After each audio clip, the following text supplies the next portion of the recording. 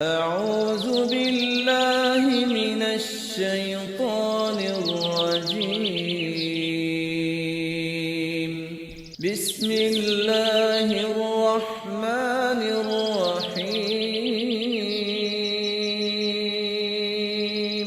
الرحمن علم القرآن خلق الإنسان علمه البيان الحمد للہ وکفا وسلام علی عبادہ الذین اصطفیٰ اشہد ان لا الہ الا اللہ وحدہ لا شریک لہ واشہد ان محمدا عبدہ ورسولہ صلی اللہ علیہ وآلہ وسلم اما بعد، خلاصہ مضامین قرآن کے سلسلے میں آج ہمارا 29واں پروگرام ہے، اور اسی مناسبت سے آج کے پروگرام میں ہم انشاءاللہ 29ویں پارے کے مضامین کا مختصر جائزہ لیں گے۔ 29ویں پارے میں ناظرین کرام کل 11 صورتیں ہیں، اور 11 صورتوں میں تمام صورتیں مکی ہیں سوائے ایک صورت کے جو سورۃ الدہر ہے، اس کو سورۃ الانسان بھی کہتے ہیں۔ اس کے بارے میں جمہور مفسرین کا خیال یہ ہے کہ اس کی آخری 10 آیات کے علاوہ یہ صورت مدنی، علاوہ ازیں اسی 29ویں پارے میں ایک سورۃ المزمل ہے، اور سورۃ المزمل کی آخری آیت جو ایک رکوع کو محیط ہے، اس آیت کے بارے میں بھی جمہور مفسرین کا خیال یہ ہے کہ یہ آیت بھی، اس آیت کے بارے میں بھی اکثر مفسرین کا خیال ہے کہ یہ آیت بھی مدنی ہے۔ علاوہ ازیں اس پارے میں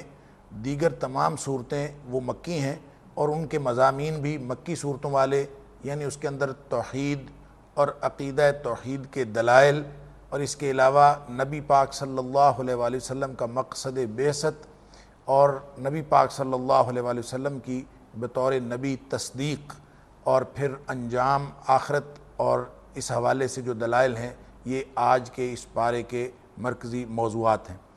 ناظرین کرام، اس پارے کی پہلی صورت کا نام سورۃ الملک ہے، اور نبی پاک صلی اللہ علیہ وآلہ وسلم کا ایک فرمان ہے جو ترمذی شریف اور ابو داؤد شریف کے اندر روایت ہوا ہے کہ آپ نے فرمایا کہ اللہ کی کتاب کے اندر ایک 30 آیات والی صورت ہے جو اپنے پڑھنے والے کے حق میں سفارش کرے گی حتیٰ کہ اس کی بخشش کروا دے گی، اور یہ 30 آیات والی صورت سے مراد سورۃ الملک ہے۔ ایک اور روایت جو سندن اگرچہ کمزور ہے، لیکن اس کے اندر یہ بتایا گیا ہے کہ یہ سورۃ الملک جو شخص رات کو سوتے وقت پڑھے گا اور سونے سے پہلے ہمیشہ پڑھتا رہے گا، تو یہ قبر کے اندر ایک مرغی کی شکل میں آ جائے گی، اور اس طرح سے آ کے انسان کی حفاظت کرے گی جیسے مرغی اپنے چوزوں کی اپنے پروں کے نیچے لے کے حفاظت کرتی ہے۔ یہ سورۃ الملک کے پڑھنے والے کے بارے میں اجر و ثواب کا وعدہ کیا گیا ہے۔ ناظرین کرام، سورۃ الملک کا آغاز اللہ کریم نے اپنی صفت یعنی صفت برکت کے تعارف سے کروایا ہے، اور اس کی وجہ یہ ہے کہ اللہ تعالیٰ نے یہاں پہ اپنی صفات یعنی صفت برکت، صفت ملوکیت اور صفت قدرت، اس کا ذکر فرما کے فوراً ہی بعد انسان کے امتحان کا تذکرہ کیا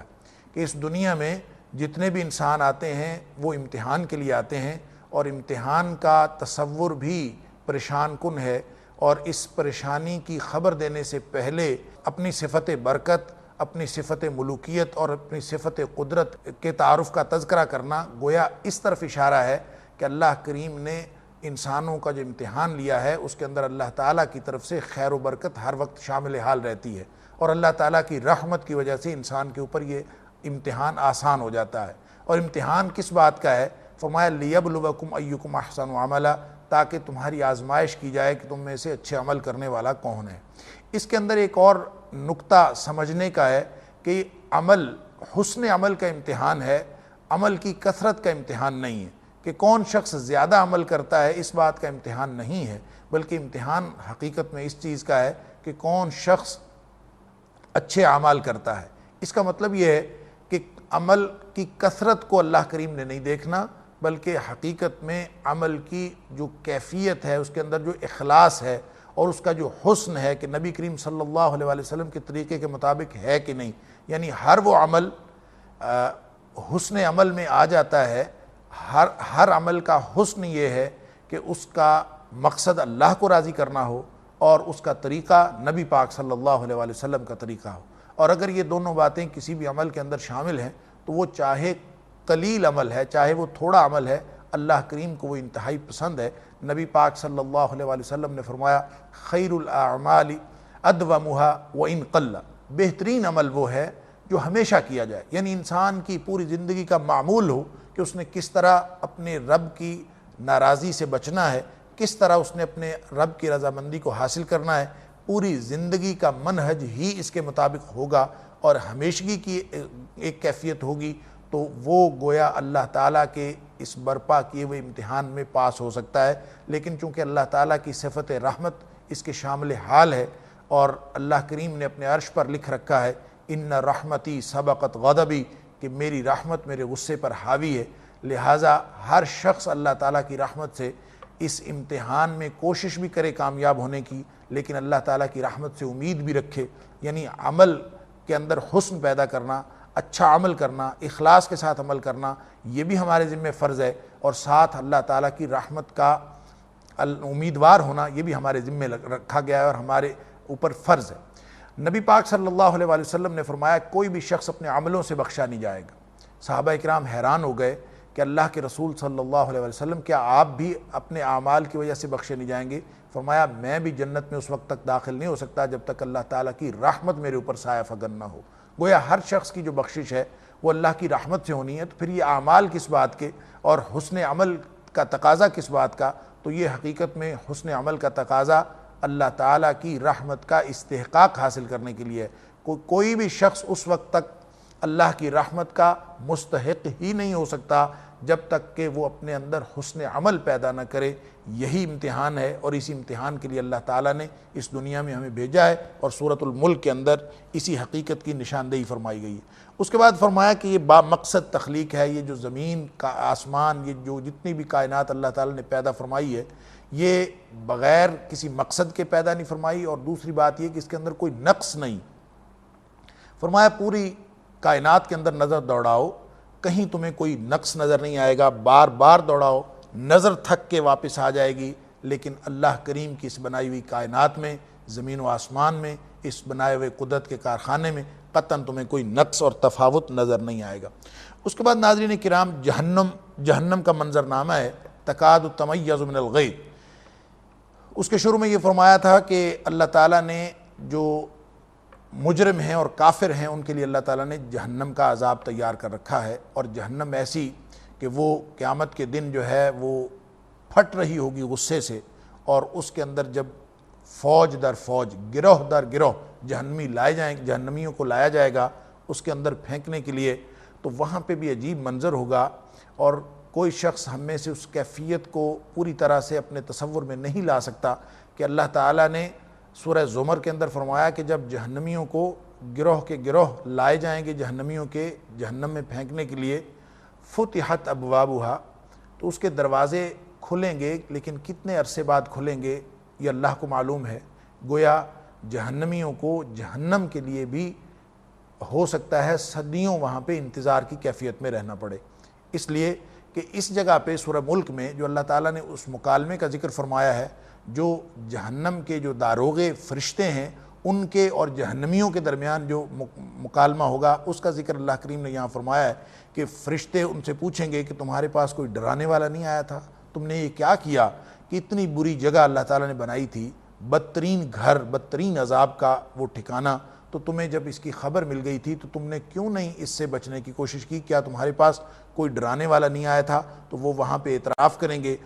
قالوا بلا قد جاءنا نذیر، ہمارے پاس آیا تو تھا ڈرانے والا، فکذبنا وقلنا ما نزل اللہ من شیء ان انتم الا فی ضلال کبیر، اور ہم نے ان ڈرانے والے لوگوں کو کہا کہ تم تو سری گمراہی میں پڑے ہوئے ہو، اللہ نے کوئی ایسی چیز نازل نہیں کی، اور پھر وہاں پہ یہ اپنے گناہ کا اعتراف کریں گے، وقالوا لو كنا نسمع او نعقل ما كنا فی اصحاب السعیر، اگر ہم دنیا میں ان کی بات سن لیتے اور کچھ عقل کر لیتے، سمجھ لیتے، ما كنا فی اصحاب السعیر، تو آج ہم جہنم والوں میں سے نہ ہوتے۔ یعنی جب جہنمیوں کا یہ مکالمہ ہے کتنا عرصہ وہاں کھڑے رہیں گے؟ اللہ تعالیٰ نے سورہ زمر کے اندر یہ فرمایا ہے کہ جب جہنمی جہنم کے دروازے پہ پہنچیں گے تو فتحت ابوابها کہ اس کے دروازے کھولے جائیں گے، لیکن کتنے عرصے بعد کھولیں گے اس کا کوئی تصور قائم نہیں کیا جا سکتا۔ اس کے مقابلے میں جب جنتیوں کا ذکر فرمایا کہ جنتیوں کو جنت میں لے جایا جائے گا اور جنتی بھی گروہ کے گروہ جنت کی طرف لے جائے جائیں گے، لیکن فرمایا کہ جب ان کے گروہ جنت کے دروازے پر پہنچیں گے وفتحت ابوابها تو اس کے دروازے پہلے سے کھلے ہوئے ہوں گے، ان کو وہاں پہ انتظار نہیں کرنا پڑے گا۔ اللہ تعالی ہم سب کو جہنم سے بچا کر جنت میں جانے والا بنا دے۔ اس کے بعد ناظرین کرام، اللہ تعالیٰ نے دلائل توحید دیے ہیں، اور دلائل توحید کے اندر ایک دھمکی آمیز پیغام دیا ہے کہ اللہ تعالیٰ جس کے پاس ساری قدرتیں طاقتیں ہیں، اور اللہ تعالیٰ نے ہی یہ ساری کائنات تمہارے فائدے کے لیے بنائی ہے، تو کسی بھی وقت اللہ تعالیٰ کی طرف سے کوئی اگر اس کائنات کی کسی بھی چیز کو کوئی ایسا حکم دے دیا جائے جو تمہارے لیے نقصان کا باعث ہو، تو اللہ تعالیٰ کی طرف سے اس پہنچائے جانے والے نقصان سے کون تمہیں بچائے گا؟ فرمایا اَأَمِنْتُم مَّن فِي السَّمَاءِ أَن يَخْسِفَ بِكُمُ الْأَرْضَ فَإِذَا هِيَ تَمُورُ، کیا تم اس بات سے بے خوف ہو گئے ہو کہ اللہ تعالیٰ جو ہے وہ تمہیں زمین میں دھسا دے، زمین میں تمہیں غرق کر دے، اور پھر یہ کہ زمین کے اندر جو ہے وہ انتہا کے درجے کا زلزلہ آ جائے اور تم سب لوگ جو ہے زمین میں دھس جاؤ؟ اس بات سے تمہیں کس چیز نے بے خوف کر رکھا ہے؟ گویا جو شخص اللہ کی توحید کو مانتا ہے، جس شخص نے اپنی زندگی میں توحید کو داخل کیا ہے، وہ کبھی اللہ کے عذابوں سے بے خوف نہیں ہوتا۔ تو یہی فرمایا جا رہا ہے کہ جب اللہ تعالیٰ کی توحید کو اگر تم مانتے ہو تو پھر بے خوفی کیسی، اور اگر بے خوف پھرتے ہو تو اس کا مطلب ہے تمہارے دل میں اللہ تعالیٰ کی وحدانیت کا، اللہ تعالیٰ کی صفات کا، اللہ تعالیٰ کی قدرت کا وہ تصور ہی موجود نہیں ہے جو اسلام کا تقاضا ہے۔ فرمایا اس بات سے بھی تم بے خوف ہو گئے ہو کہ اللہ تعالیٰ آسمانوں سے پتھروں کی بارش نازل فرما دے، آسمانوں سے عذاب نازل ہو جائے، تو پھر تمہیں کون بچائے گا اس سے؟ تو یہ اللہ تعالیٰ نے دلائل توحید بھی دیے ہیں، اور ساتھ استفسار فرمایا ہے کہ اگر اللہ تعالیٰ کی وحدانیت کو جو شخص مانتا ہے وہ اللہ کے عذابوں سے بے خوف نہیں ہو سکتا۔ اور سورت کے آخر پہ بھی فرمایا کہ قُلْ أَرَأَيْتُمْ إِنْ أَهْلَكَنِيَ اللَّهُ وَمَن مَّعِيَ أَوْ رَحِمَنَا، کہ اے حبیب صلی اللہ علیہ وسلم ان مشرکین کو پوچھئے کہ میرا معاملہ چھوڑ دیجئے کہ میرے ساتھ اور میرے ساتھیوں کے ساتھ اللہ تعالیٰ کیا کرتا ہے، یہ بتائیں کہ فَمَن يُجِيرُ الْكَافِرِينَ مِنْ عَذَابٍ أَلِيمٍ، اللہ جب تمہیں عذاب دے گا اور دردناک عذاب تمہیں ہوگا تو تمہیں اس دردناک عذاب سے کون بچائے گا؟ اس کے علاوہ یہاں پہ یہ بھی فرمایا گیا جب قیامت آئے گی تو قیامت کو دیکھ کر جو کفار کے چہرے ہیں وہ سیاہ ہو جائیں گے، ان کے رنگ اڑ جائیں گے، رنگ فک ہو جائیں گے کہ یہ کیا ہو گیا۔ اللہ تعالیٰ نے یہاں پہ اپنی توحید کی یہ دلیل بھی دی ہے کہ اگر اللہ تعالیٰ رزق روک لے تو تمہیں رزق کون دے گا؟ اور یہ جو پانی تم استعمال کرتے ہو ایک چھوٹی سی بات ہے، کبھی ہم نے سوچا ہی نہیں کہ یہ پانی کہاں سے آتا ہے۔ فرمایا کہ یہ زمین کے اندر سے آتا ہے، اور اگر اللہ تعالیٰ اس زمین کے پانی کو روک لے، یعنی زمین کا پانی نیچے ہی چلا جائے، تو فرمایا تمہیں یہ پانی کون لا کے دے گا؟ یعنی ان سوالات پہ، ان استفسارات پہ انسان غور کرے تو اللہ تعالیٰ کی وحدانیت کی طرف نہ صرف رہنمائی ملتی ہے بلکہ انسان کا قلب، انسان کا دماغ کھنچتا چلا جاتا ہے کہ انسان ہر طرف سے منہ موڑ کر ایک اللہ تعالیٰ کی وحدانیت کی طرف آ جائے، اور اس کے اندر یہی دلائل توحید دیے گئے۔ اس کے بعد ناظرین کرام سورۃ القلم ہے، اور اس کو سورہ نون والقلم بھی کہتے ہیں۔ اس سورت کے اندر نبی پاک صلی اللہ علیہ وسلم کی رسالت کی تصدیق کی گئی ہے، اور یہ بنیادی طور پر یعنی مرکزی مضمون اس کا یہی ہے، لیکن شروع میں فرمایا گیا قسم اٹھائی گئی قلم کی۔ اور قلم کیا ہے؟ ترمذی شریف کی روایت کے مطابق نبی پاک صلی اللہ علیہ وسلم نے فرمایا کہ اللہ تعالیٰ نے سب سے پہلے اس کائنات کو تخلیق کرنے سے پہلے اللہ تعالیٰ نے جو اولین چیز تخلیق فرمائی وہ قلم تھا، اور قلم کو تخلیق فرمانے کے بعد پھر اللہ تعالیٰ نے تقدیر لکھی۔ یعنی انتہائی اہم بات ہے کہ اللہ تعالیٰ نے پھر قلم کی قسم اٹھا کے نبی پاک صلی اللہ علیہ وسلم کے اخلاق کریمانہ کو دلیل بنایا ہے کہ آپ اللہ کے سچے نبی ہیں، اور اس سے بڑی اور کوئی دلیل نہیں ہو سکتی۔ کفار جو آپ صلی اللہ علیہ وسلم کی شان میں ہرزہ سرائی کرتے تھے، ان کی بڑے واشگاف الفاظ میں اور واضح الفاظ میں تردید کی گئی ہے، اور یہ فرمایا گیا ہے کہ نبی کریم صلی اللہ علیہ وسلم کا جو اعلیٰ اخلاق ہے یہی دلیل ہے نبی پاک صلی اللہ علیہ وسلم کی حقانیت کی، اور اسی سے آپ کی جو نبوت کی حقانیت اس کی تصدیق ہوتی ہے۔ اس کے بعد ناظرین کرام مسلمانوں کو ایک اہم حکم دیا گیا ہے کہ مشرکین مکہ اور دیگر کفار اور تاریخ میں ہر مرحلے پر کفار یہ چاہتے ہیں کہ مسلمانوں کے ساتھ کوئی ایسا معاہدہ ہو جائے، یعنی مسلمان ان کے خداؤں کو برا نہ کہیں اور وہ ان کے خدا کو برا نہ کہیں، اور آپس میں یہ لوگ باہمی مل جل کر رہیں، گویا مداہنت کا رویہ اختیار کریں، توحید کی جگہ پہ پوری دنیا میں شرک پھیلا ہوا ہو اور لوگ اس شرک کے ساتھ کمپرومائز کر لیں۔ یہ کفار کی خواہش ہے، کفار کی چاہت ہے۔ اللہ تعالیٰ نے اس کا تذکرہ فرمایا وَدُّوا لَوْ تُدْهِنُ فَيُدْهِنُونَ، یہ تو چاہتے ہیں کہ تم بھی ڈھیلے پڑ جاؤ اور اس سے وہ بھی ڈھیلے ہو جائیں۔ اور نبی پاک صلی اللہ علیہ وسلم کی حیات طیبہ سے بھی مختلف واقعات روایت ہوئے ہیں کہ نبی پاک صلی اللہ علیہ وسلم کو یہ آفر دی گئی تھی، کفار مکہ نے کہا تھا کہ ہم یہ کرتے ہیں کہ ایک سال آپ کے خدا یعنی اللہ تعالیٰ کی بندگی کر لیا کریں گے اور ایک سال ہم سب مل کر ہمارے بتوں اور ہمارے خداؤں کی بندگی کر لیا کریں، تاکہ جو خیر اور بھلائی آپ کے خدا کی بندگی میں ہے وہ بھی ہم سب کو مل جائے، اور جو ہمارے خداؤں کی بندگی ان کی پوجا پاٹ میں ہے وہ بھی ہم سب کو مل جائے۔ اس طرح سے ایک کمپرومائز کا ایک پلان، ایک منصوبہ انہوں نے دیا تھا۔ تو نبی پاک صلی اللہ علیہ وسلم کو اللہ تعالیٰ نے واضح الفاظ میں فرما دیا کہ اس طرح کا کوئی اشتراک، عقیدے کے اندر کوئی اس طرح کا اشتراک ان کے ساتھ ہو نہیں سکتا جس کے اندر شرک موجود ہو، اس کو قطعاً برداشت نہیں کیا جا سکتا۔ فرمایا قل یا ایھا الکافرون، کافروں کو کہہ دیجئے کہ تمہارا بندگی کا راستہ اور ہے، میرا بندگی کا راستہ اور ہے، لکم دینکم ولی دین، کہ تمہارا اپنا راستہ، تمہارا اپنا دین اور میرا اپنا دین، کوئی شخص جو ہے ان کے ساتھ کمپرومائز کی بات سوچ بھی نہیں سکتا۔ تو یہی بات یہاں پہ فرمائی گئی ہے وَدُّوا لَوْ تُدْهِنُ فَيُدْهِنُونَ، وہ تو چاہتے ہیں کہ وہ بھی ڈھیلے، مداہنت کا مطلب ہوتا ہے ڈھیلے پڑ جانا۔ گویا جو کفر اور اسلام کی کشمکش ہے، کفر اور ایمان کی جو کشمکش ہے، اس میں کفار چونکہ دلائل کے میدان میں ہمیشہ کمزور ہوتے ہیں اور ان کے پاس قطعاً کوئی دلیل نہیں ہوتی، بے دلیل کج بحثی کر رہے ہوتے ہیں۔ ان کی ہمیشہ سے یہ چاہت، اور تاریخ کے تمام کفار کی یہ چاہت رہی ہے کہ کوئی آپس میں کمپرومائزنگ سچویشن بن جائے، آپس میں کوئی ایسی صورت بن جائے، چاہے وہ انٹر فیتھ ڈائلاگ کے نام پر ہو، چاہے وہ بین المذاہب ہم آہنگی کے نام پر ہو، یا کسی نام پر بھی ہو۔ تاریخ کے تمام کفار چونکہ اسلام کے دلائل کا مقابلہ نہیں کر سکتے، اس لیے انہوں نے ہمیشہ یہی چاہت، یہی خواہش کی ہے، اور اللہ تعالیٰ نے فرمایا ہے کہ ایسا ہرگز نہیں کرنا، کفار کے ساتھ کبھی مداہنت کا رویہ کبھی اختیار نہیں کرنا۔ وَلَا تُطِعْ كُلَّ حَلَّافٍ مَّهِينٍ، فرمایا یہ تو قسمیں اٹھا اٹھا کے آپ کو اپنے پیچھے لگاتے ہیں، کبھی ان کی بات نہیں ماننی۔ اور پھر اس سے پہلے فرمایا تھا فَلَا تُطِعِ الْمُكَذِّبِينَ، یہ جھوٹے لوگ ہیں، ان کی بات کبھی نہیں ماننی، اور یہ قسمیں اٹھا اٹھا کے آپ کو ہم آہنگی کی باتیں اور پیار محبت کی باتیں اور آپس میں خیر خواہی کی باتیں کہہ کہہ کے یہ قسمیں اٹھا اٹھا کے یقین دلائیں گے، لیکن فرمایا ایسے قسمیں اٹھانے والوں کے پیچھے کبھی نہیں چلنا۔ اس کے بعد اللہ کریم نے کچھ صفات بیان فرمائی ہیں کہ ان کفار کی جو اس طرح کی حرکت کرتے ہیں ان کی کیا کیا صفات ہیں۔ بعض لوگوں نے ان صفات سے مراد ان صفات کا مرجع ایک شخص کو قرار دیا ہے کہ جس شخص کا نام ولید بن مغیرہ تھا، نبی پاک صلی اللہ علیہ وسلم کا بڑا دشمن تھا، اور یہ قرار دیا ہے کہ یہ جو صفات یہاں پہ بیان ہوئی ہیں یہ ولید بن مغیرہ کی صفات ہیں، اور اس کے بارے میں اللہ تعالیٰ نے یہ فرمایا ہے۔ لیکن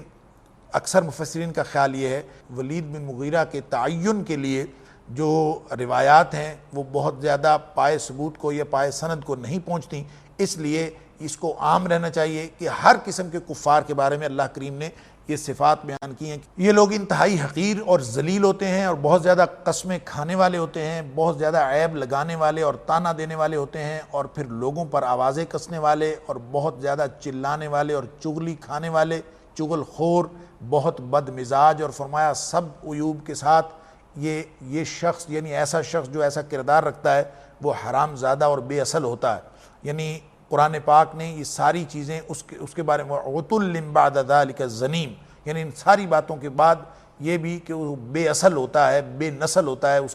اس کا جو نسب ہے وہ بھی کلیئر نہیں ہوتا۔ تو بعض روایات کے اندر آتا ہے کہ ولید بن مغیرہ کا نسب، اس بات پر بھی یہ بات بھی اسی پر صادق آتی ہے کہ اس کا نسب کلیئر نہیں تھا۔ 18 سال کی عمر جب ہو گئی تھی تب جا کے اس کے باپ نے دعویٰ کیا تھا کہ یہ شخص میرا بیٹا ہے۔ واللہ عالم، یہ اس سے مراد ہر شخص ہو سکتا ہے یا ہر کافر شخص ہو سکتا ہے، یہ صرف ولید بن مغیرہ۔ بہرحال اللہ تعالیٰ نے اس طرح کے رویے کی شدید مذمت فرمائی ہے، اور ان کے بارے میں وہ باتیں جو انسان عام طور پر نہیں کرتا، اللہ کریم نے ایسے کفار کے بارے میں وہ باتیں بتائی ہیں کہ یہ ان کی صفات ہوتی ہیں، اس طرح کے بد کردار اور نیچ لوگ ہوتے ہیں، ان کے ساتھ کس قسم کی مداہنت اور کس قسم کا کمپرومائز قطعاً نہیں ہونا چاہیے۔ اس کے بعد ناظرین کرام کفار مکہ کو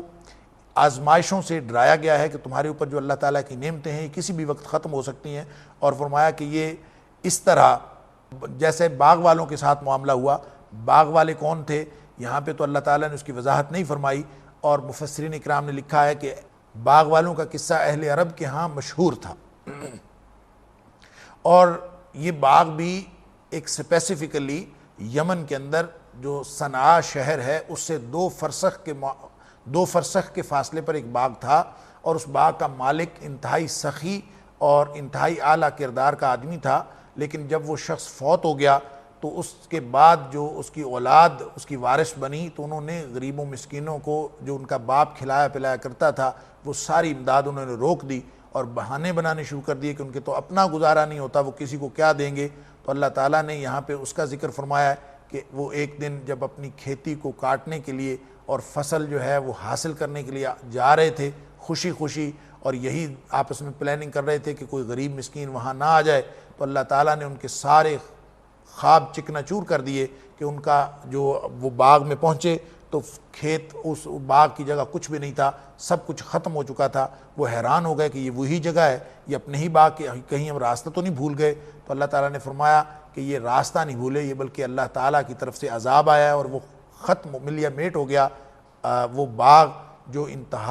انتہائی اعلیٰ قسم کے پھل اور پھول دیتا تھا وہ ختم ہو گیا اللہ تعالیٰ کی عذاب کی وجہ سے۔ تو اللہ تعالیٰ فرما رہے ہیں اہل مکہ کو کہ کہیں تمہارے ساتھ بھی اس طرح کی بات نہ ہو جائے، تم اپنے رویے کو درست کر لو۔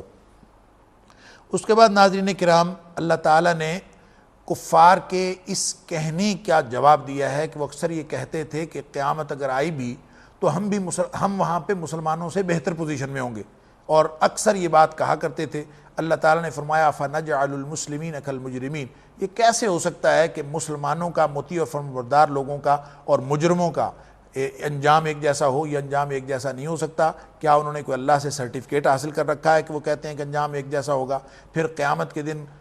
کفار کی حالت بیان کی گئی ہے کہ جب قیامت کے دن اللہ تعالیٰ اپنی پنڈلی سے پردہ اٹھائیں گے تو تمام مسلمان، تمام مومنین جو ہیں وہ سجدے میں گر جائیں گے، اور یہ کفار بھی سجدہ کرنے کی کوشش کریں گے لیکن یہ سجدہ کر نہیں سکیں گے۔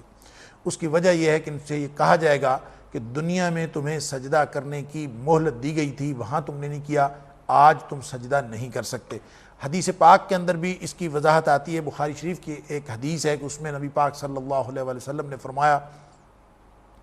کہ قیامت کے دن اللہ تعالیٰ اپنی پنڈلی سے پردہ اٹھائیں گے، اور پنڈلی سے پردہ اٹھانے کے بعد تمام جو امت ہے، تمام انسانیت جو ہے وہ سجدے میں گر جائے گی سوائے کفار اور منافقین کے اور ان مغرور اور متکبرین کے جو دنیا میں اللہ تعالیٰ کو یا تو سجدہ کرتے نہیں تھے یا پھر صرف ریاکاری کے لیے کرتے تھے، عاجزی کے اظہار کے لیے نہیں کرتے تھے۔ ان کی جو پشت ہے، ان کی ریڑھ کی ہڈی وہ تختہ بنا دی جائے گی، اور یہ لوگ بجائے سجدہ کرنے کی یہ پشت کے بل جو ہے وہ نیچے گر جائیں گے۔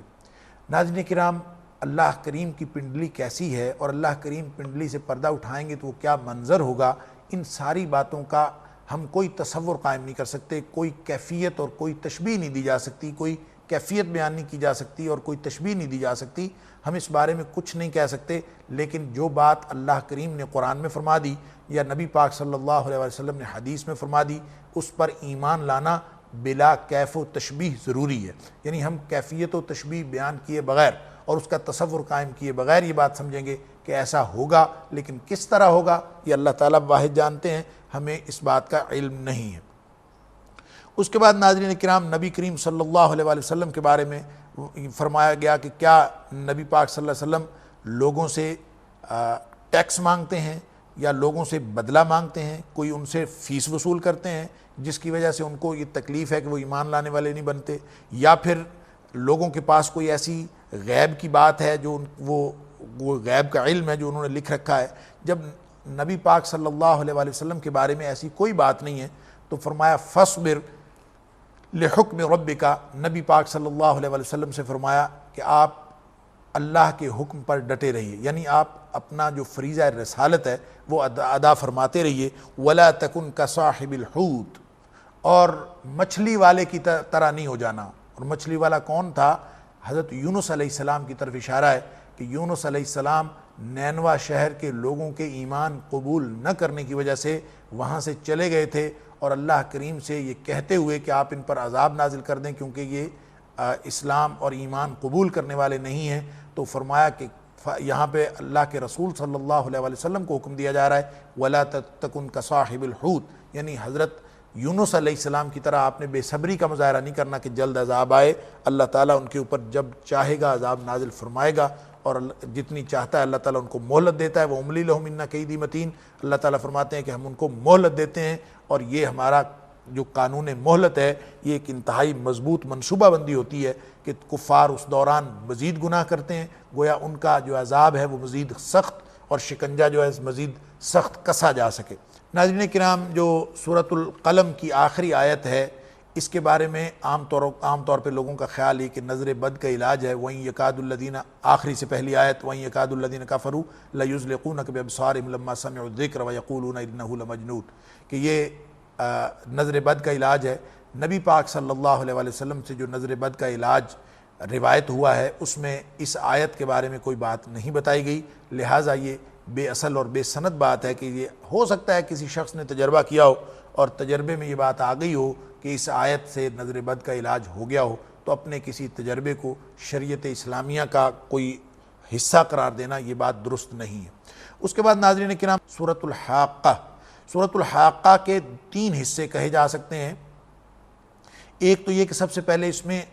قوم عاد اور قوم سمود کی تباہی کا ذکر ہے کہ ان کے اوپر اللہ تعالیٰ نے کس طرح سے عذاب نازل فرمایا، کہ جو قوم سمود تھی ان کو تو ایک چنگھاڑ نے اور ایک انتہائی خوفناک آواز جو حد سے گزر جانے والی آواز تھی، اس چنگھاڑ کی وجہ سے وہ تباہ و برباد ہو گئے۔ اور جو قوم عاد تھی اس کے بارے میں فرمایا کہ قوم عاد جو ہیں وہ ایک انتہائی شدید خوفناک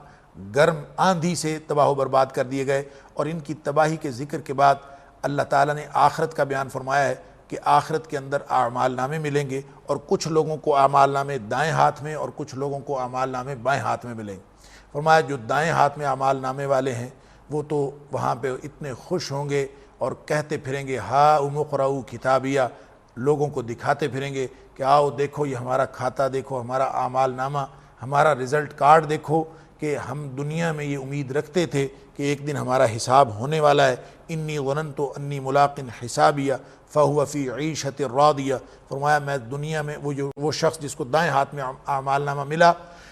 وہ یہ کہے گا کہ مجھے دنیا میں یقین تھا کہ ایک دن مجھے میرا حساب کتاب دیا جائے گا، اور پھر اللہ تعالیٰ اس کو بہترین خوشی والی زندگی عطا فرمائے گا۔ فی جنت عالیہ، بلند جنتوں میں وہ چلا جائے گا جس میں کھانے پینے کے جو پھلدار درخت ہیں اس کے جو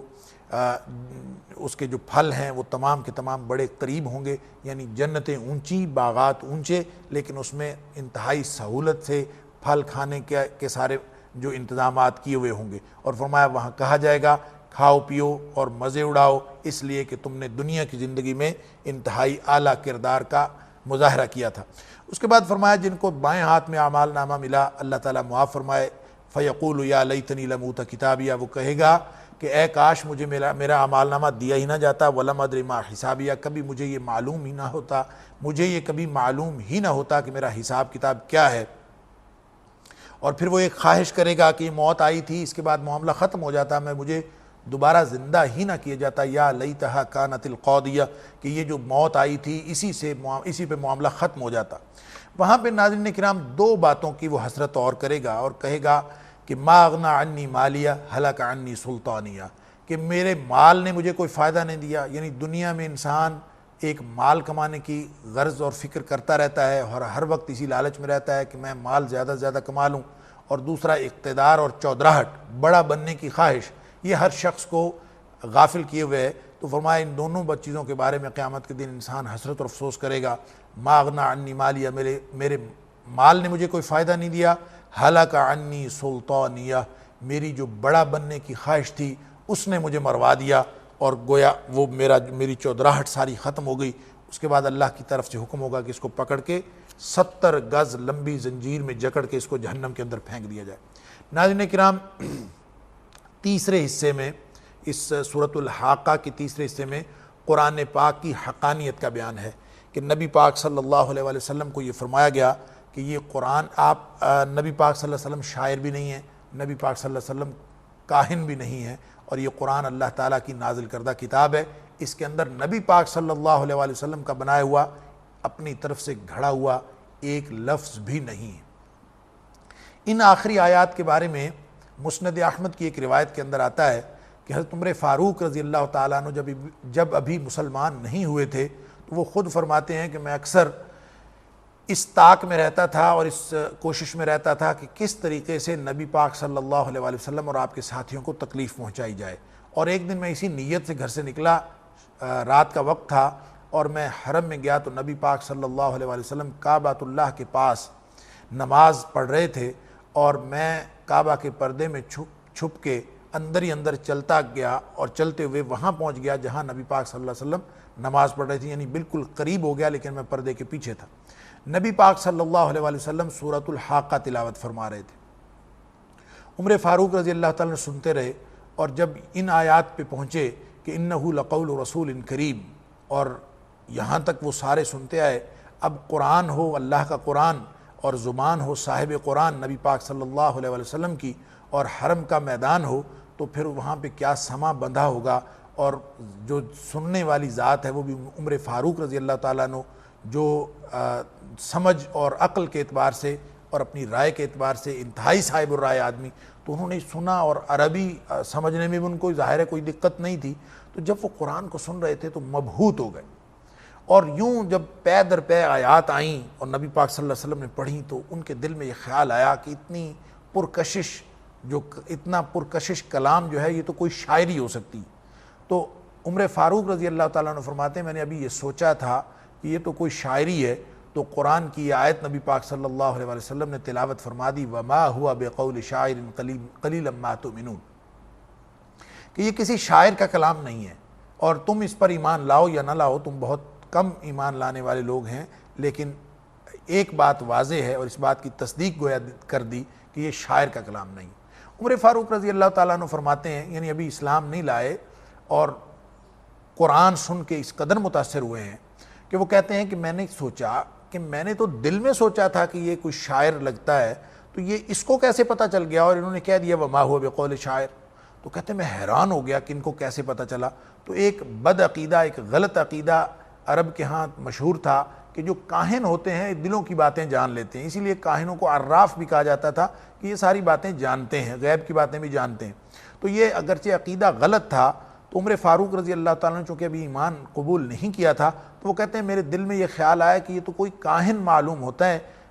اور اس لیے کہ میرے دل کی بات انہوں نے جان لی ہے۔ تو اگلی آیت نبی پاک صلی اللہ علیہ وآلہ وسلم نے تلاوت فرما دی، ولا بقول کاہن قلیلا ما تذکرون، یہ کسی کاہن کا کلام بھی نہیں ہے، اور تم لوگ جو ہے وہ بہت کم ایمان لاتے ہو اور بہت کم نصیحت پکڑتے ہو۔ عمر فاروق رضی اللہ تعالیٰ عنہ فرماتے ہیں جب نبی پاک صلی اللہ علیہ وآلہ وسلم نے یہ بھی کہہ دیا کہ ولا بقول کاہن، تو میرا تو دل دہل گیا کہ یہ کیا کلام ہے، کہ نہ تو شاعر کا کلام ہے نہ کسی کاہن کا کلام ہے، تو یہ اس کو پتہ بھی چل گیا کہ میں کیا سوچ رہا ہوں۔ تو عمر فاروق رضی اللہ تعالیٰ فرماتے ہیں میرا دل دہل گیا، میں تکلیف تو کیا پہنچانی تھی، میں تو اپنے آپ میں نہ رہا، اور جب نبی پاک صلی اللہ علیہ وآلہ وسلم اپنی نماز ختم کر کے جانے لگے تو میں بھی چل پڑا۔ نبی پاک صلی اللہ علیہ وسلم نے مجھے دیکھا تو میرے سینے پر ہاتھ پھیرا اور میرے اسلام کے لیے، میرے ایمان قبول کرنے کے لیے دعا دی۔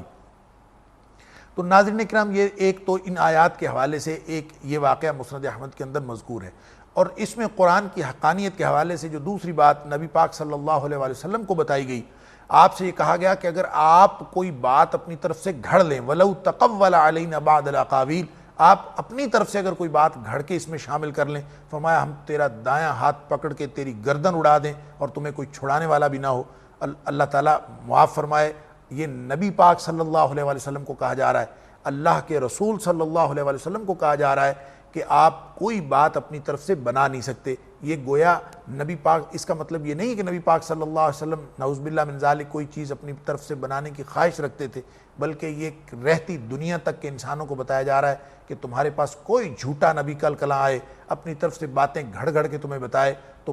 پتہ ہونا چاہیے کہ اللہ تعالیٰ نے جو نبی، جہاں قرآن کی حقانیت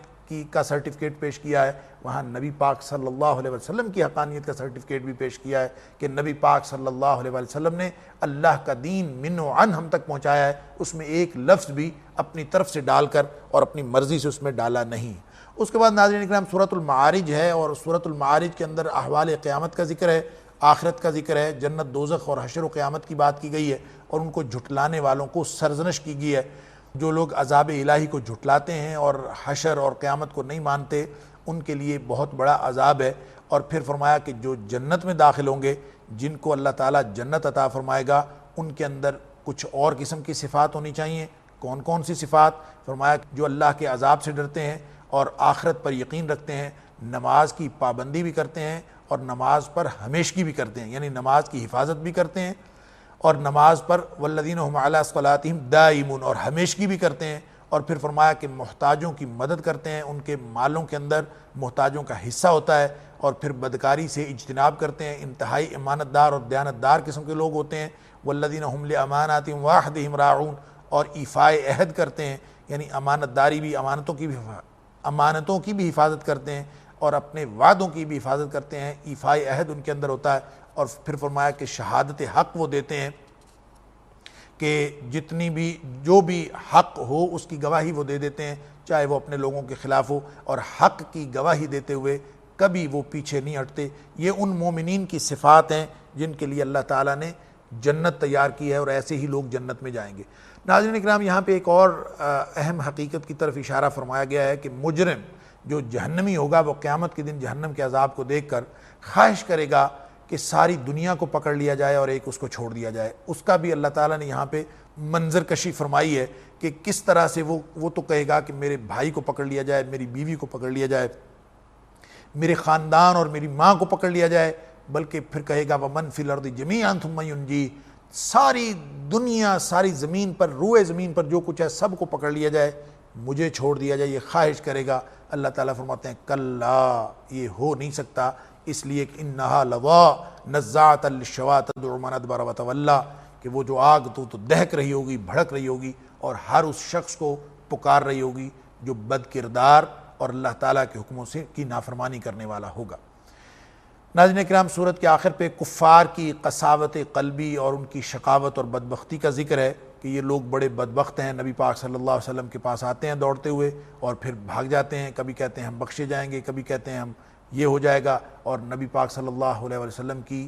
جو تعلیمات ہیں ان کو سنجیدگی سے نہیں لیتے، بلکہ انتہائی بدبختی کے ساتھ، دل کی سختی کے ساتھ اس کو لیتے ہیں اور تمسخر و استہزاء کا رویہ اپناتے ہیں۔ فرمایا ان لوگوں کو معلوم ہونا چاہیے کہ ان قریب ان کے اوپر وہ عذاب آنے والا ہے، خاشعۃ ابصارہم ترہقہم ذلہ، جس دن یہ ذلیل و خوار ہو کے اس عذاب کے ذالک الیوم الذی کانوا یوعدون، اسی دن کا وعدہ ان کے ساتھ کیا گیا ہے۔ اس کے بعد ناظرین سورت نوح ہے، اور سورہ نوح کے اندر حضرت نوح علیہ السلام کا قصہ اگرچہ اس تفصیل سے بیان نہیں کیا گیا جس تفصیل سے دیگر صورتوں میں بیان کیا گیا ہے، لیکن ایک بات یہاں پہ بڑی تفصیل کے ساتھ بیان ہوئی ہے، اور وہ ہے حضرت نوح علیہ السلام کی رپورٹ جو آپ نے اللہ کے دربار میں پیش کی۔ 950 سال تک حضرت نوح علیہ السلام نے تبلیغ فرمائی، اور 950 سال کی تبلیغ کے باوجود جو ان کی قوم کا انکار و جحود تھا اور ان کی طرف سے جو تکذیب تھی، اس کے بعد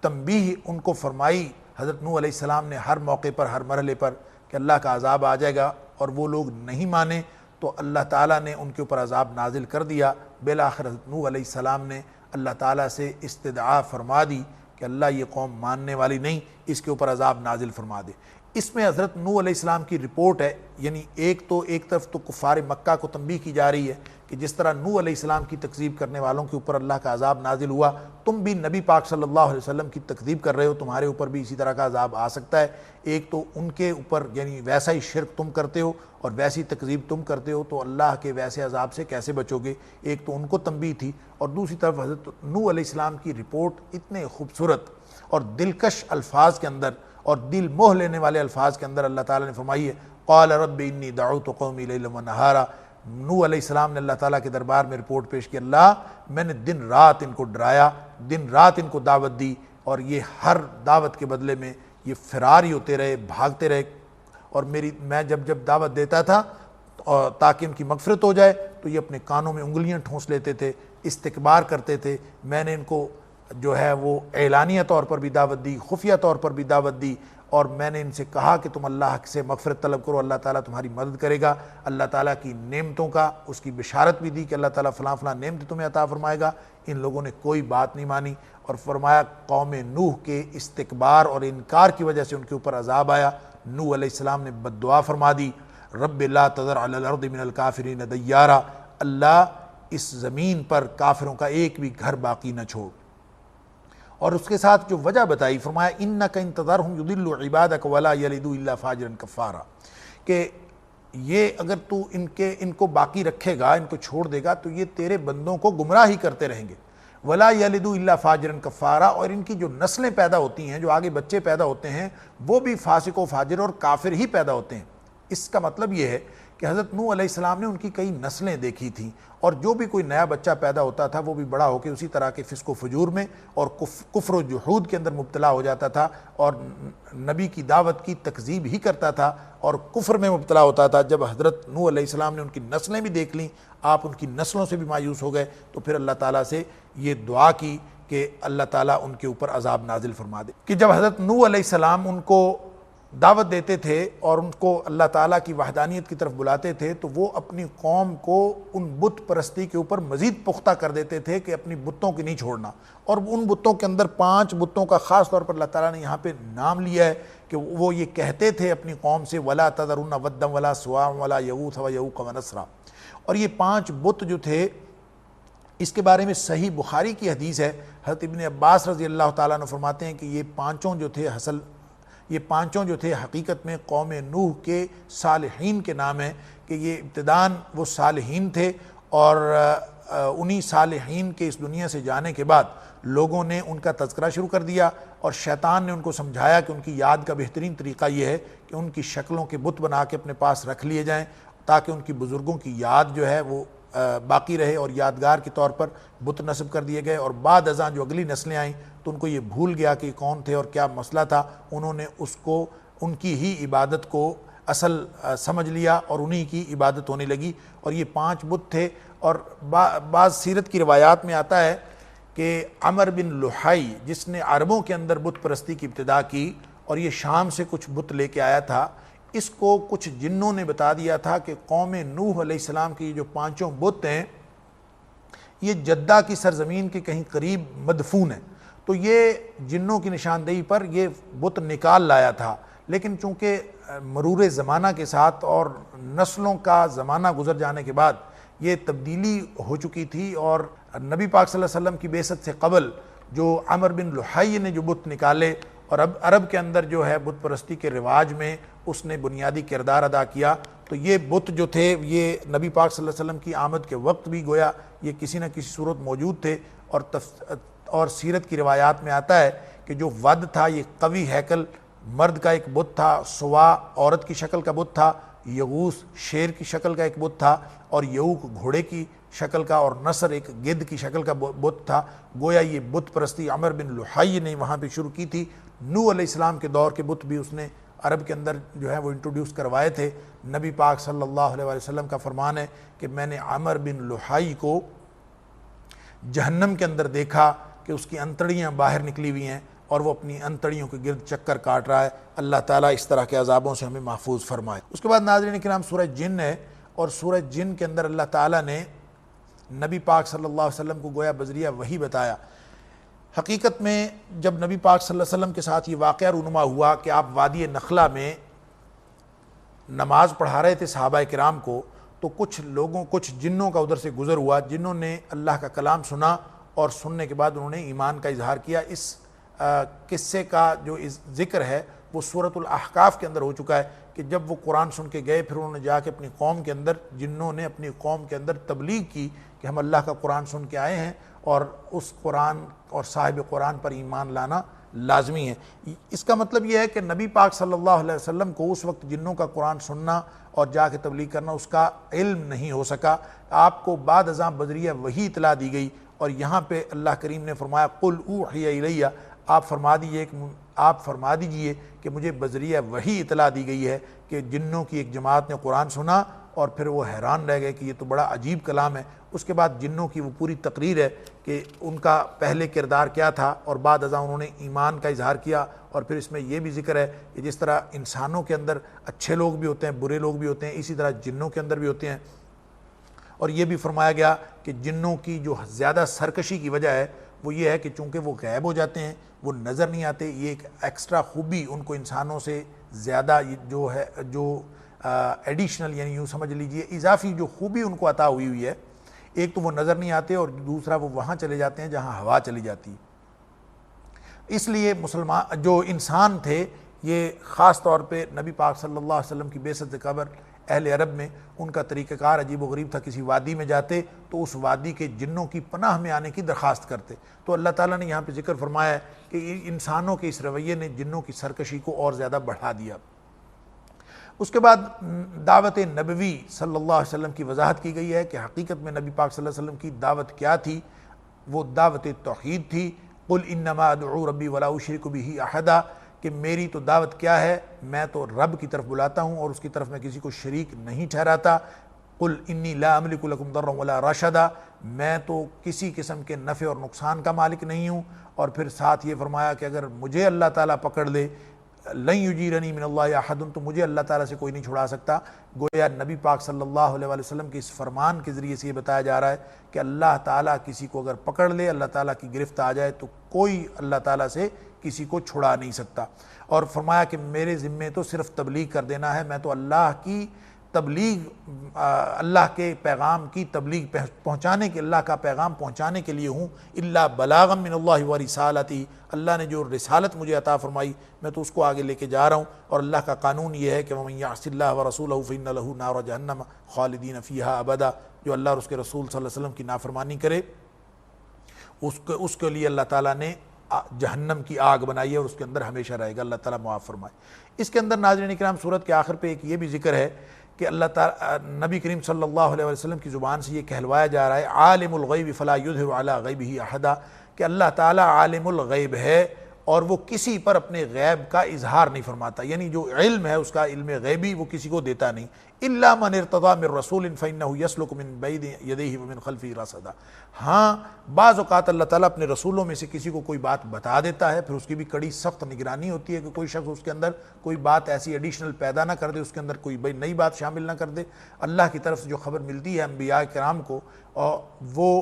سچ ہے اور وہ برحق ہے کہ جب اللہ بتا دے تو نبی بہت کچھ جان لیتے ہیں، جب اللہ تعالیٰ نہ بتائے تو نبیوں کو کچھ پتہ نہیں چلتا۔ یعنی نبی پاک صلی اللہ علیہ وسلم کو جب بتا دیا کہ عائشہ صدیقہ رضی اللہ تعالیٰ عنہ کے خلاف جو الزام لگا ہے وہ غلط ہے، تو وحی آ گئی تو نبی پاک صلی اللہ علیہ وسلم کی پریشانی ختم ہو گئی۔ 1 مہینے تک وحی نہیں آئی تو نبی پاک صلی اللہ علیہ وسلم انتہائی پریشان رہے کیونکہ آپ کو نہیں بتایا گیا۔ اسی طرح یعقوب علیہ السلام جب یوسف علیہ السلام قریبی کنویں میں پڑے تھے تو نہیں بتایا گیا، شدید پریشان تھے، اور جب مصر سے کرتا چلا تو اسی وقت بتا دیا گیا، خوشبو محسوس ہونے لگی اور بیٹھے بیٹھے بتا دیا کہ میں یوسف کی خوشبو پا رہا ہوں۔ یعنی اللہ تعالیٰ کی طرف سے جب بتا دیا جائے تو وہ پتہ چل جاتا ہے، اور اللہ تعالیٰ جب جب چاہتا ہے اپنے انبیاء کو علم غیب میں سے کچھ نہ کچھ بتا دیتا ہے۔ جب اللہ تعالیٰ بتا دے پتہ چل جاتا ہے، نہ بتائے نہیں پتہ چلتا۔ اس کے بعد ناظرین اکرام سورہ مزمل ہے۔ سورہ مزمل کے اندر انابت اللہ اور انقطاع عن الخلق، یعنی خلق سے ٹوٹ کر اللہ کی طرف رجوع کرنے کا طریقہ بتایا گیا کہ راتوں کو اٹھ کے اللہ تعالیٰ کی جو عنایات ہیں اس کو سمیٹا جائے۔ اور یہ جو یا ایھا المزمل کا خطاب ہے، مفسرین کرام نے لکھا ہے کہ یہ حقیقت میں ایسی ندا ہے جس کے اندر رحمت بھی شامل ہے، مہربانی بھی شامل ہے، لطف و کرم، محبت و عنایت، یعنی ہر اللہ تعالیٰ کے جتنے جذبہ، یوں کہہ لیں کہ اللہ تعالیٰ کی جتنی رحمت ہے نبی کریم صلی اللہ علیہ وسلم کے لیے یہ اس کی پوری ترجمان ہے۔ اس کے اندر محبت بھی ٹپک رہی ہے اور اللہ تعالیٰ کی رحمت بھی، اور حکم یہ دیا جا رہا ہے کہ راتوں کو قیام کریں اور اللہ تعالیٰ کی طرف انابت کا ذریعہ طریقہ یہ ہے کہ ساری مخلوق سے وَتَبَتَّلْ إِلَيْهِ تَبْتِيلًا، ہر طرف سے کٹ کر ایک اللہ کی بندگی کرنے والے بن جائیں۔ ناظرین کرام، یہ جو حکم دیا گیا تھا شروع میں تہجد کا کہ راتوں کو اٹھ کے تہجد پڑھی جائے، تو حدیث کے اندر آتا ہے کہ نبی پاک صلی اللہ علیہ وسلم اور آپ کے ساتھی کم و بیش 1 سال تک اسی طرح سے تہجد پڑھتے رہے، یعنی کبھی 1 تہائی رات، کبھی نصف رات اور کبھی 2 تہائی۔ تو بعد ازاں اس میں تخفیف فرما دی گئی، اور یہ جو آخری آیت ہے جو پورے رکوع پر محیط ہے، جس کے بارے میں مفسرین کا خیال یہ ہے، اکثر مفسرین کا خیال یہ ہے کہ یہ مدینہ میں نازل ہوئی، اس میں تخفیف فرما دی گئی کہ اب 1/3 رات کی پابندی نہیں ہے، جتنا کوئی پڑھ سکے وہ پڑھ لے، جس سے اٹھا جائے وہ اٹھ جائے۔ نبی پاک صلی اللہ علیہ وسلم نے فرما دیا، اور یہ قرآن نے یہ جو اس آخری آیت میں وضاحت کر دی، فَقْرَؤْا مَا تَيَسَّرَ مِنَ الْقُرْآنِ، کہ تمہیں بہت سارے معاملات درپیش ہوتے ہیں، کسی نے اپنے کاروبار کے لیے جانا ہوتا ہے، کسی نے سفر پہ جانا ہوتا ہے، کوئی جہاد پہ جانا ہوتا ہے، فَقْرَؤْا مَا تَيَسَّرَ مِنْهُ، اور یہ جو 1/3 رات، نصف رات اور 2/3 رات، اس کی گنتی بھی بڑی مشکل تھی۔ عَلِمَ أَن لَّن تُحْصُوهُ فَتَابَ عَلَيْكُمْ، اللہ تعالیٰ فرماتے ہیں کہ ہمیں پتہ چل گیا ہے کہ تمہارے لیے گنتی شمار کرنا بھی مشکل ہے، اللہ تعالیٰ نے یہ کنڈیشن، یہ شرط ویسے ہی ختم کر دی، جتنا اٹھا جائے، چاہے اٹھ کے 2 رکعت پڑھ لیا جائے، جتنی بھی انابت کر لی جائے، اور علاوہ ازیں فرمایا وَاسْتَغْفِرُوا اللَّهَ، اللہ تعالیٰ سے معافی مانگتے رہیے، ان اللہ غفور رحیم، اللہ تعالیٰ بہت بخشنے والا۔ ناظرین اکرام، اس میں ایک قیامت کا ذکر کرتے ہوئے ایک بڑے اہم نقطے کی طرف اشارہ کیا گیا ہے۔ فرمایا یوم یجعل الولدان شیبا، کہ اس دن تم کیسے، فکیف تتقون ان کفرتم یوم یجعل الولدان شیبا، جس دن بچے بوڑھے ہو جائیں گے اس دن تم کیسے بچو گے۔ اس کی کیفیت ناظرین کرام بخاری شریف کی ایک حدیث کے اندر آتی ہے کہ نبی پاک صلی اللہ علیہ وسلم نے فرمایا قیامت کے دن اللہ تعالیٰ حضرت آدم علیہ السلام سے فرمائیں گے کہ اپنی اولاد میں سے جہنم کے لیے لوگوں کو نکالو۔ حضرت آدم علیہ السلام پوچھیں گے اے اللہ تعالیٰ میں کیسے نکالوں؟ تو حکم ہوگا کہ ہر 1000 میں سے 999 لوگ جہنم کے لیے نکال دو۔ اللہ تعالیٰ معاف فرمائے، نبی پاک صلی اللہ علیہ وسلم نے فرمایا جب یہ حکم ہوگا کہ ہر 1000 میں سے صرف ایک شخص جنتی ہے اور 999 جہنمی ہیں، تو یہ وہ موقع ہوگا کہ حاملہ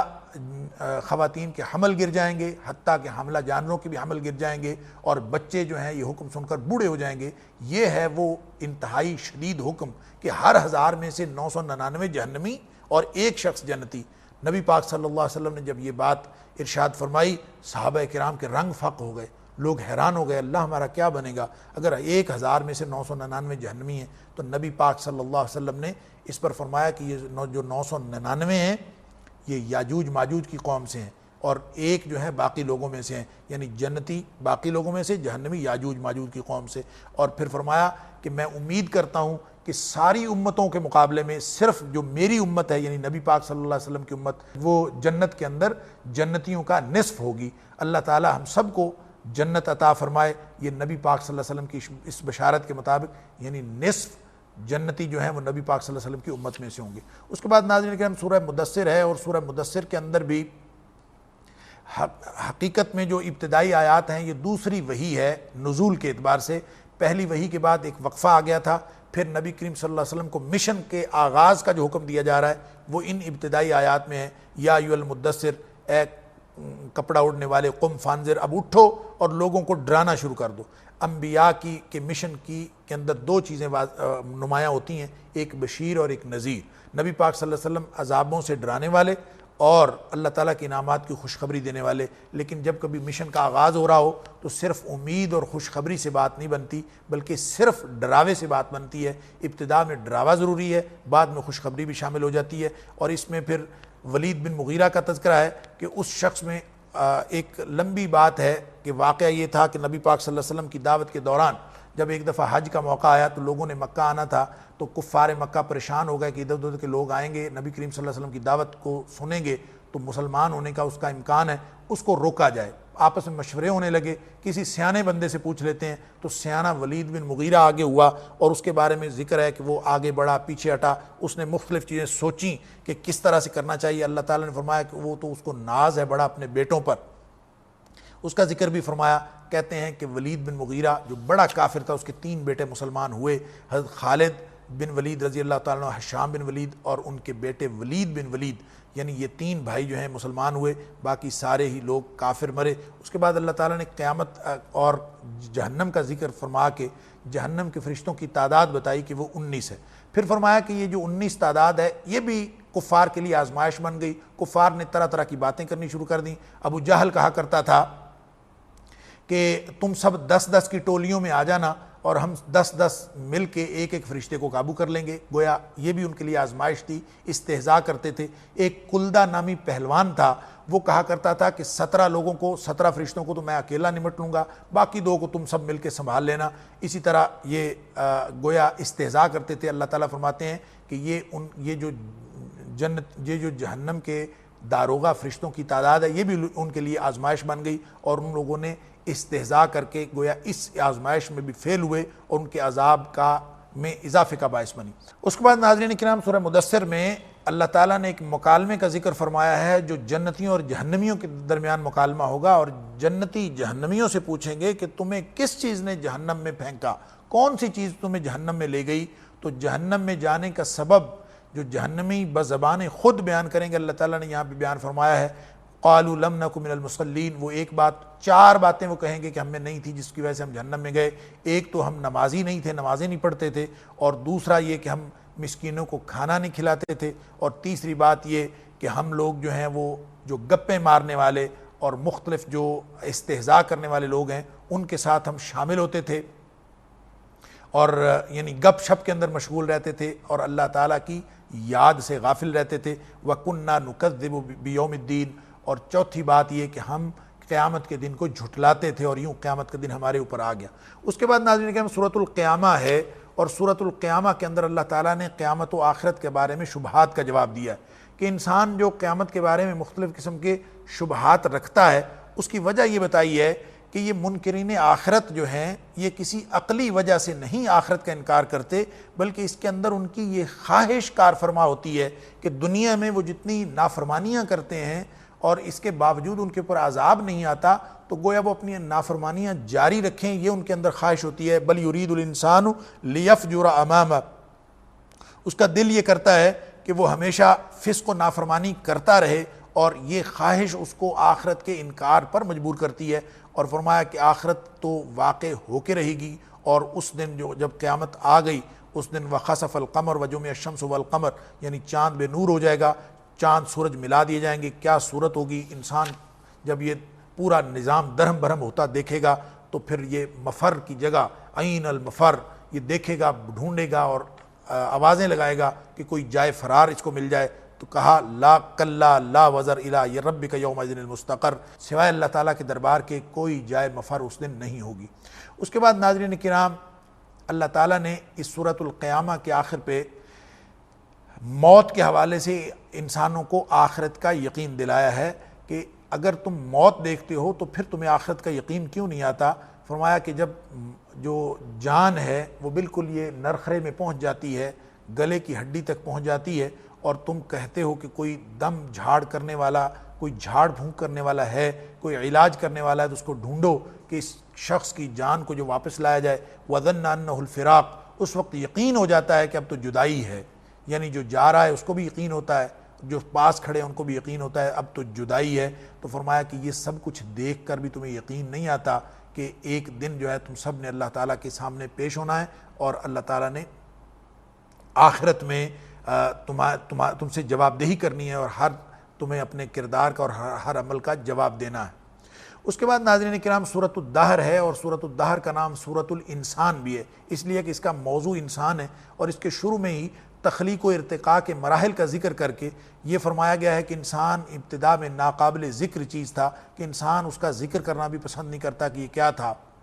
اور کسی کو یعنی احساس ہی نہیں تھا کہ یہ کوئی ہے۔ یعنی یہ انسان کے جو تخلیقی مراحل ہیں اس کا ذکر کیا گیا ہے، اور اس کے بعد فرمایا کہ انسان کے انجام کے اعتبار سے 2 راستے ہیں، اور 2 راستے ہیں، انا ہدیناہ السبیل اما شاکرا و اما کفورا۔ ہم نے 2 راستے بتا دیے ہیں، چاہے کوئی شکر کرنے والا بن جائے، چاہے کوئی کفر کرنے والا بن جائے، اور پھر انجام بھی 2 ہیں، ایک جنت ہے ایک جہنم، تیسرا کوئی گھر نہیں ہے۔ پھر اللہ تعالیٰ نے جنت کی نعمتوں کا تذکرہ فرمایا، اور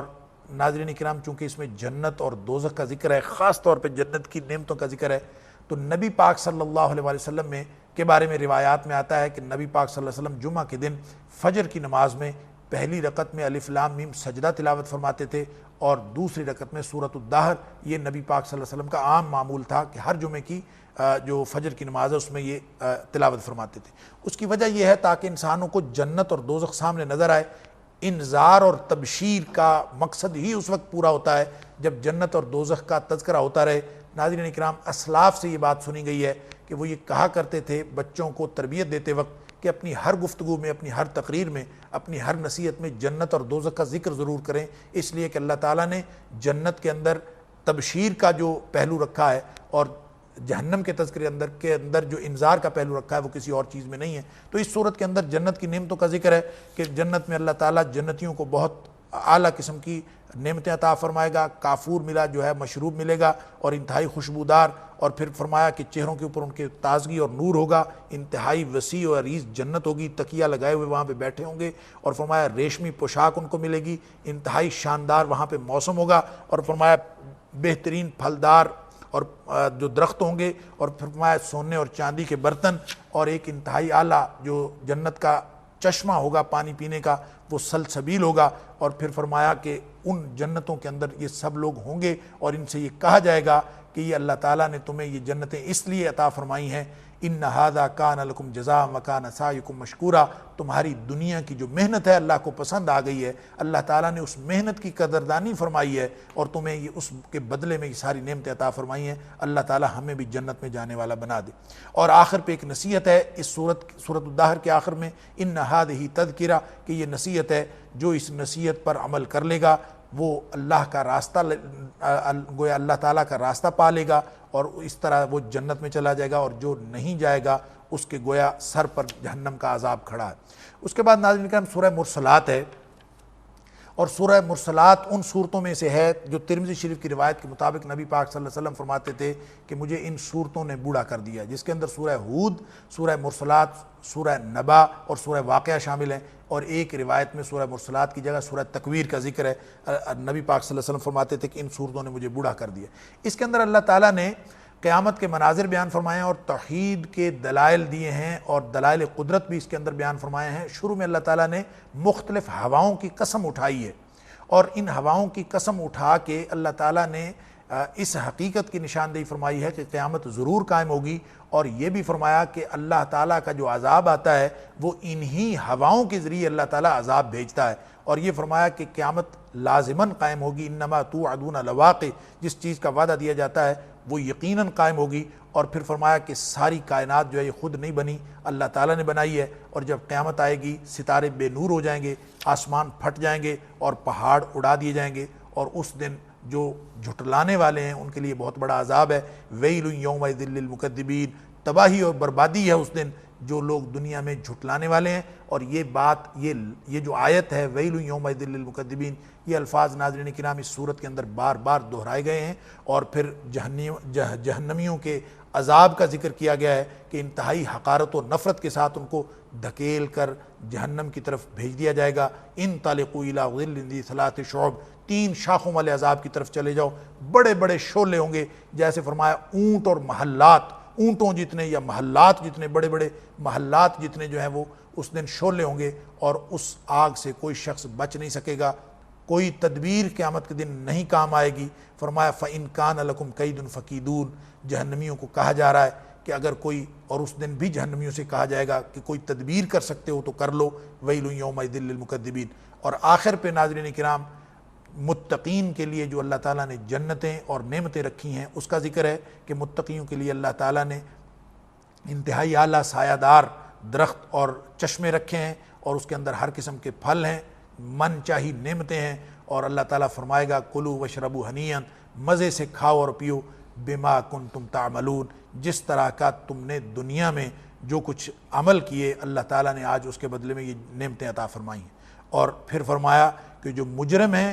وہ بھی نعمتیں استعمال کرتے ہیں لیکن دنیا کی نعمتیں استعمال کرتے ہیں، اور مجرموں کو کہا گیا کلوا وتمتعوا قلیلا انکم مجرمون، تم مجرم ہو، یہ قیامت کی اور آخرت کی جو نعمتیں ہیں وہ تمہارے لیے نہیں ہیں، دنیا میں چند دن کی جو زندگی ہے کھا پی لو، اور اس کے بعد اللہ کے عذاب کا جو شکنجہ ہے وہ بڑا سخت ہے اور تمہارے سروں پہ کھڑا ہے۔ اللہ تعالیٰ اس سے ہمیں محفوظ فرمائے۔ اللہ تعالیٰ سے دعا ہے کہ اللہ تعالیٰ ہمیں قرآن پاک سمجھنے اور اس پر عمل کرنے کی توفیق عطا فرمائے۔ وآخر دعوانا ان الحمد للہ رب العالمین۔